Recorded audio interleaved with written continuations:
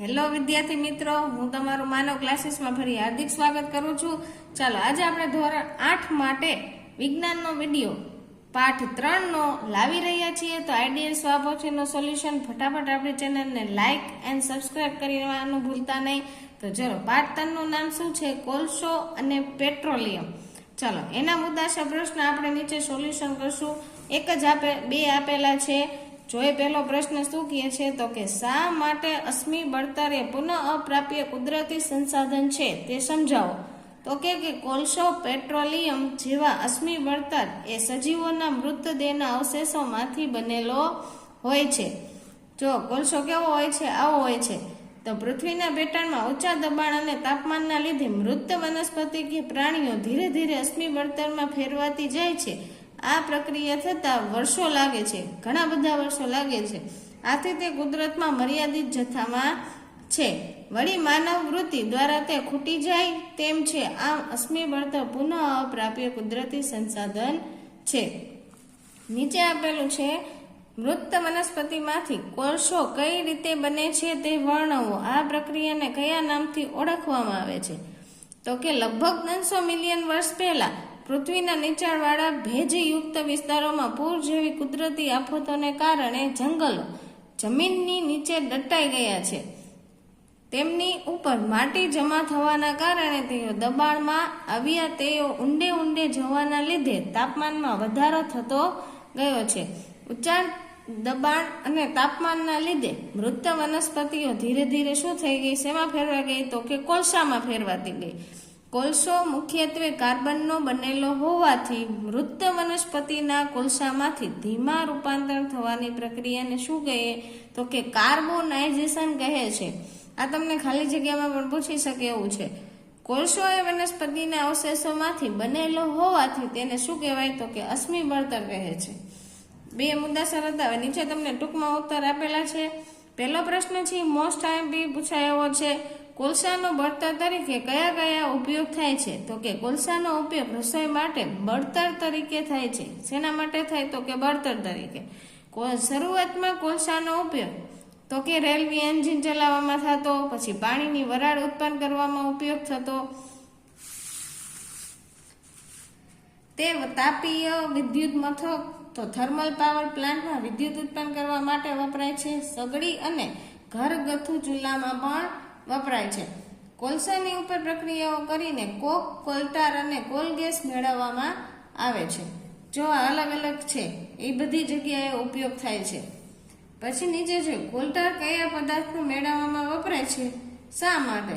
તો કે જો આવો હોય કોલટાર, તો કે કોલટાર એ લગભગ 200 જેટલા પદાર્થોનું મિશ્રણ છે. આથી કોલટારમાંથી મળતી નિપજોને ઉપયોગ ઉદ્યોગમાં સંશ્લેષિત રંગો, દવા, વિસ્ફોટકો, સુગંધિત દ્રવ્યો, પ્લાસ્ટિક, પેન્ટ્સ, ફોટોગ્રાફિક પદાર્થો તથા છત બનાવવા માટે પદાર્થોમાં ઉત્પાદન પ્રાથમિક ઘટક તરીકે થાય છે. આ ઉપરાંત ફૂદા અને જીવાતોને દૂર રાખવા માટે વપરાતી ડામરની ગોળી પણ કોલટારમાંથી જ બનાવવામાં આવે છે. પછી નીચે આપેલું છે પેટ્રોલિયમની પ્રક્રિયા સમજાવો. તો કે સમુદ્રમાં રહેતા સજીવો દ્વારા પેટ્રોલિયમ બન્યું હતું. સમુદ્રમાં રહેતા સજીવો મૃત્યુ પામતા તેમના મૃતદેહો સમુદ્રના તળિયે બેસી જાય છે. રેતી તથા માટીના સ્તરોમાં ઢંકાતા જાય છે. લાખો વર્ષ પછી હવાની ગેરહાજરીમાં તથા ઊંચા તાપમાન અને દબાણને લીધે મૃત જીવો પેટ્રોલિયમ અને કુદરતી વાયુમાં ફેરવાઈ જાય છે. આ રીતે સમુદ્રમાં રહેતા જીવોના મૃતદેહના ઉપર થતી ભૂજૈવ રાસાયણિક પ્રક્રિયાને કારણે પેટ્રોલિયમ બને છે. આ પ્રશ્ન મોસ્ટ આઈએમપી છે, પૂછાયો છે. હવે નીચે દે ને એ પણ પરીક્ષામાં પૂછાયો છે. એ તો મોસ્ટ આઈએમપી છે. સીએનજી અને એલપીજી ને બળતર તરીકે વાપરવામાં શું ફાયદા છે? આનો તફાવત પણ આપણે નાના હતા ત્યારે પૂછાતો. તો એ જ પ્રશ્ન છે. સીએનજી અને એલપીજી નું વધુ સ્વચ્છ ઈંધણ છે અને જ્યારે બાળવામાં આવે ત્યારે તે ઓછું પ્રદૂષણ કરે છે. સીએનજીનો ઘર કે કારખાનામાં પાઇપલાઇન દ્વારા સરળતાથી વહન કરી સીધો જ ઉપયોગ કરી શકાય છે. જ્યારે બળી જાય ત્યારે તેઓ પૂરતી માત્રામાં ઉષ્મા ઉર્જા આપે છે. સીએનજીને સીધો જ દહન માટે ઉપયોગ કરવામાં આવે છે. પછી 5મો પ્રશ્ન છે ભારતીય પીસીઆરએ સંસ્થાએ વાહન ચલાવવા સમયે પેટ્રોલ ડીઝલની બચત કરવા શું સલાહ આપી? તો કે ભારતીય the petroleum conservation and research association PCRA સંસ્થા દ્વારા લોકોને અપાયેલી સલાહ નીચે મુજબ છે. બંને ત્યાં સુધી એકધારી અને મધ્યમ ગતિથી વાહન ચલાવવું, ટ્રાફિક સિગ્નલ પાસે અથવા તમારે જ્યાં રાહ જોવાની હોય ત્યાં એન્જિન બંધ કરી દેવું, વાહનોમાં ટાયરમાં યોગ્ય દબાણની ખાતરી કરવી અને વાહનની નિયમિત જાળવણી કરવી જોઈએ. પાછળ તમને વૈજ્ઞાનિક કારણો આપેલા છે. એમાં બીજો પ્રશ્ન છે એ મોસ્ટ આઈએમપી છે. ચાલો પહેલો પ્રશ્ન આપણે જોઈએ. કોલસા પર પ્રક્રિયા કરતા ઉદ્યોગોની આસપાસના કારખાનાઓમાં કોલ ગેસ બળતણ તરીકે વપરાય છે. તો આપણે એનો જવાબ જોઈએ. કોલસામાંથી કોક બનાવવાની પ્રક્રિયા દરમિયાન કોલ ગેસ મેળવવામાં આવે છે. કેવી રીતના મેળવાય? તો કે કોલસામાંથી કોક બનાવવાની પ્રક્રિયા તેને ઉષ્માના સ્ત્રોત તરીકે ઉપયોગમાં લેવાય છે. વળી તે લાંબા અંતર સુધી મોકલવાનો ખર્ચ વધુ થઈ જાય છે. આથી કોલસા પર પ્રક્રિયા કરતા ઉદ્યોગોની આસપાસ ઘણા કારખાનાઓને કોલ ગેસ બળતણ તરીકે વપરાય છે. પછી બીજો પ્રશ્ન છે જે મોસ્ટ આઈએમપી છે. પેટ્રોલિયમને કાળું સોનું કહે છે. તો કે ઘણા બધા ઉપયોગી પદાર્થો જેવા કે પેટ્રોલ, કેરોસીન, ડીઝલ, બિટુમિન, LPG વગેરે પેટ્રોલિયમમાંથી મળે છે. તેનો ઉપયોગ ડિસ્ચર્જ અને રેસાઓ, પોલિથીન અને અન્ય માનવ સર્જિત પ્લાસ્ટિકના ઉત્પાદનમાં થાય છે. તેમજ કુદરતી વાયુમાંથી મળતા હાઇડ્રોજન વાયુનો ઉપયોગ કૃત્રિમ ખાતરની બનાવટમાં થાય છે. આમ પેટ્રોલિયમ બહોળા વ્યાપારિક મહત્વને લીધે તેને શું કહેવાય? તો કે કાળું સોનું કહે છે.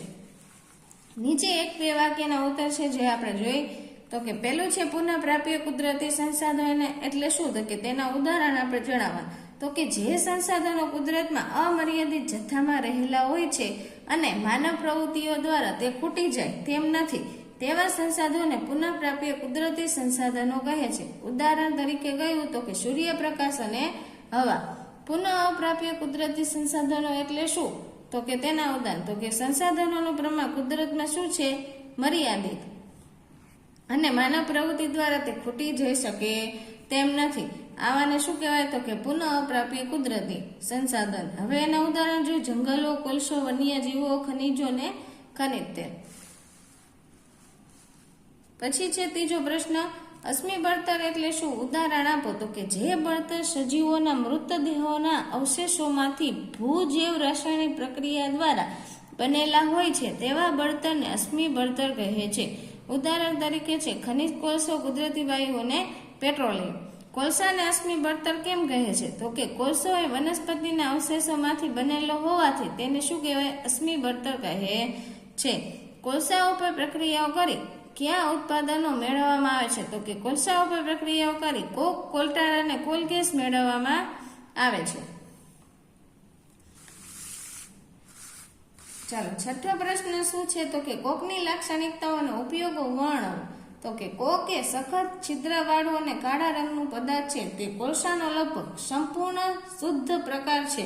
કોકનો ઉપયોગ સ્ટીલના ઉત્પાદનમાં અને કેટલીક ધાતુઓના નિષ્કર્ષણમાં થાય છે. રોડને સમતલ કરવા માટે વપરાતી પેટ્રોલિયમ પેદાશનું નામ જણાવો. તો કે બિટુમિન. હવામાં કોલસાને ગરમ કરતા શું થાય? આ પ્રક્રિયા દરમિયાન કયો વાયુ ઉત્પન્ન થાય છે? તો કે કોલસાને હવામાં ગરમ કરતા તે સળગીને મુખ્યત્વે કાર્બન ડાયોક્સાઇડ વાયુ ઉત્પન્ન કરે છે. ઉષ્મા ઉર્જા અને પ્રકાશ ઉર્જા મુક્ત થાય છે. કોલ ગેસ કઈ પ્રક્રિયા દરમિયાન મુક્ત થાય? તો કે કોલસામાંથી કોક બનાવવાની પ્રક્રિયા દરમિયાન કોલ ગેસ શું થાય છે? મુક્ત થાય છે. દુનિયામાં સૌપ્રથમ તેલનો કૂવો ક્યારે અને ક્યાં ખોદવામાં આવ્યો? તો કે સૌપ્રથમ તેલનો કૂવો 1859માં અમેરિકાના પેનિસલેવેનિયામાં ખોદવામાં આવ્યો છે.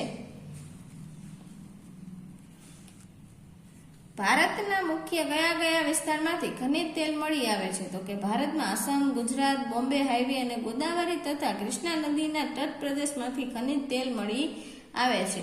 પેટ્રોલિયમ કેવું પ્રવાહી છે? તો કે ઘેરું તેલી અને અણગમતી વાસ ધરાવતું ચીકણું પ્રવાહી છે. પેટ્રોલિયમ કયા ઘટકોનું મિશ્રણ છે? તો કે એ પેટ્રોલિયમ વાયુ પેટ્રોલ, કેરોસીન, નેફ્થા, ડીઝલ, ઉંજણ તેલ, પેરાફિન મીણ તથા બિટુમિન વગેરેનું મિશ્રણ છે. પછી છે શુદ્ધિકરણ એટલે શું? તે ક્યાં કરવામાં આવે છે? પેટ્રોલિયમમાં વિવિધ ઘટકોને અલગ કરવાની પ્રક્રિયાને શુદ્ધિકરણ કહે છે. તે પેટ્રોલિયમ રિફાઇનરીમાં કરવામાં આવે છે. 15મો પ્રશ્ન જોઈએ પેટ્રોલ અને ડીઝલનો ઉપયોગો. પછી હળવા વાહનો જેવા કે મોટર સાયકલ, સ્કૂટર, કાર અને હવાઈ જહાજમાં બળતણ તથા ડ્રાય ક્લિનિંગ માટે સોલવન્ટ એને શું કહેવાય ત્રાવા તરીકે પેટ્રોલ વપરાય છે, જ્યારે ભારે વાહનો જેવા કે ટ્રક અને ટ્રેક્ટરમાં તથા ઇલેક્ટ્રિક જનરેટરમાં બળતણ તરીકે ડીઝલ વપરાય છે. પાછળ 16મો પ્રશ્ન છે પેટ્રોકેમિકલ્સના ઉપયોગો જણાવવાના છે. તો કે ડિટર્જન્ટ, પછી ફાઈબર, પોલિથીન અને અન્ય માનવ નિર્મિત પ્લાસ્ટિકના ઉત્પાદનમાં થાય છે. તેના આ વ્યાપારિક મહત્વને કારણે પેટ્રોલિયમને બ્લેક ગોલ્ડ એટલે કે કાળું સોનું કહે છે. CNG નું પૂરું નામ જે પરીક્ષામાં પૂછાય છે બહુ, કોમ્પ્રેસ્ડ નેશનલ ગેસ. CNG ના ઉપયોગો એ પણ પૂછાયો પ્રશ્ન છે. વીજ ઉત્પાદન માટે અને પરિવહન વાહનો માટે બળતણ તરીકે થાય છે. કુદરતી વાયુને કઈ રીતે વહન કરવો સરળ છે તો અને તેનો કઈ રીતે સંગ્રહ કરવામાં આવે તો કે પાઇપલાઇન દ્વારા વહન કરવો સરળ છે અને ઊંચા દબાણ હેઠળ કુદરતી વાયુને દબાણયુક્ત કુદરતી વાયુ તરીકે સંગ્રહ કરવામાં આવે છે. ભારતના કુદરતી વાયુ કઈ કઈ જગ્યાએ મળી આવે તો કે ત્રિપુરા, રાજસ્થાન, મહારાષ્ટ્ર અને કૃષ્ણા ગોદાવરી નદીના મુખ ત્રિકોણ પ્રદેશમાં કુદરતી વાયુ મળી આવે છે. પછી 21મો પ્રશ્ન છે CNG ના ફાયદા જણાવો છે. મોસ્ટ ટાઈમ પૂછાય છે. CNG નો સૌથી મોટો ફાયદો એ છે કે તે ઘર કે કારખાનામાં કે જ્યાં તેને પાઇપલાઇન થી પહોંચી શકાય છે ત્યાં સીધો જ દહન માટે ઉપયોગ લઈ શકાય છે. તે ઓછું પ્રદૂષણ કરે છે, તે પ્રમાણમાં વધુ સ્વચ્છ બળતણ છે અને વધુ ઉર્જા પૂરી પાડે છે. 22મો પ્રશ્ન શું મૃત જીવોમાંથી કોલસો, પેટ્રોલિયમ અને કુદરતી વાયુને પ્રયોગશાળામાં બનાવી શકાય છે? કેમ તો કે મૃત જીવોમાંથી કોલસો, પેટ્રોલિયમ અને કુદરતી વાયુને પ્રયોગશાળામાં બનાવી શકતા નથી, કારણ કે તે ઊંચા દબાણ અને તાપમાનને થતી અતિ ધીમી પ્રક્રિયા છે, જે પરિસ્થિતિનું નિર્માણ પ્રયોગશાળામાં થઈ શકતું નથી. પછી 23મો છે કયા કુદરતી સંસાધનો પુનઃ અપ્રાપ્ય છે તો કે અશ્મિ બળતણ, જંગલ, ખનિજો જેવા કુદરતી સંસાધનો પુનઃ અપ્રાપ્ય છે. 24મો છે હવા પ્રદૂષણ મુખ્ય કારણ કયું છે તો કે કોલસો, પેટ્રોલ, ડીઝલ જેવા બળતણનું અશુદ્ધ સ્વરૂપે અને અયોગ્ય રીતે દહન એ હવા પ્રદૂષણનું મુખ્ય કારણ છે. PCRA નું પૂરું નામ તો કે the petroleum conservation and research association. એ પૂછાય એવો પ્રશ્ન છે, જેથી પાકો કરી લેવો. આ બાજુ જો વ્યાખ્યા આપેલી છે તમને મેં તો કે કુદરતી સંસાધનો, કુદરતમાંથી પ્રાપ્ત થતા સંસાધનો શું કહેવાય? કુદરતી સંસાધનો કહે છે. પેટ્રોકેમિકલ્સ, પેટ્રોલિયમ અને કુદરતી વાયુમાંથી ઘણા બધા ઉપયોગી પદાર્થો મેળવવામાં આવે છે, તેને શું કહેવાય? પેટ્રોકેમિકલ્સ કહે છે. હવે નીચે તમને માગ્ય મુજબ આપેલું છે એક કોષ્ટક છે, તે આપણે જોઈ શું કહે છે તો કે નીચેના કોષ્ટકમાં પેટ્રોલિયમના વિવિધ ઘટકો આપેલા છે, તેના ઉપયોગો જણાવવાના છે. તો આ ઘટકો છે ને એના ઉપયોગ છે. જો અહીંયા પેલું નામ છે પ્રવાહી સ્વરૂપે પેટ્રોલિયમ વાયુ, તો કે ક્યાં થાય? ઘર અને ઉદ્યોગ માટે. પેટ્રોલ તો કે મોટરનું બળતણ, હવાઈ જહાજનું બળતણ. કેરોસીન સ્ટવ, દીવા અને જેટ પ્લેનના બળતણ તરીકે. ડીઝલ તો કે ભારે વાહનો અને ઇલેક્ટ્રિક જનરેટર. ઈંધણ તેલ તો કે ઊંજવા માટે. એવી રીતના નીચે આપેલા છે બે. હવે તો આપણે જોવાના છે કે વિકલ્પ. જો નીચે તમને એના વિકલ્પ આપેલા છે, એ તમારે જોઈને આમાંથી કરી લેવાના છે પાકા.